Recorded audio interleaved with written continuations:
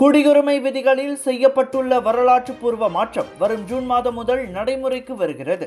அவ்வகையில் குடியுரிமை இல்லாத கணவன்கள் மூலம் மலேசிய தாய்மார்களுக்கு வெளிநாடுகளில் பிறக்கும் குழந்தைகளுக்கு இனி இயல்பாகவே மலேசிய குடியுரிமை கிடைக்கும்.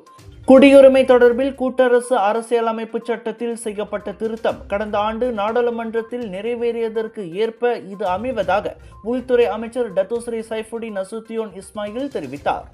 இதுவரை தந்தையரின் குழந்தைகளுக்கு குடியுரிமை வழங்குவது எளிதாக இருந்தாலும் தாய்மார்களுக்கு நீண்டகால சட்ட போராட்டம் அவசியமாக இருந்தது. எனினும் இப்புதிய சட்டம் தந்தை தாய் இருவருக்கும் சம உரிமையை வழங்குகிறது. இது பாலின சமத்துவத்திற்கு ஒரு பெரிய முன்னேற்றமாக கருதப்படுவதாக அவர் சொன்னார். இந்த நடைமுறை வெளிநாடுகளில் வாழும் ஆயிரக்கணக்கான குடும்பங்களுக்கு நிம்மதியை அளிக்கிறது.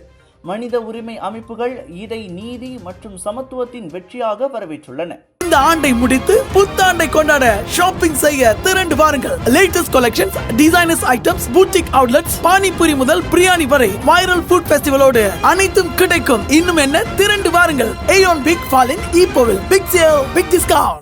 கலர்ஸ் ஆஃப் இந்தியா பெருமையுடன் வழங்கும் big India shopping festival 7 to 11 ஜனவரி 2026 புத்தம் புதிய பொலிவுடன் பிரம்மாண்டமாக ஏயோன் பிக் ஃபாலின் ஈப்போவில்.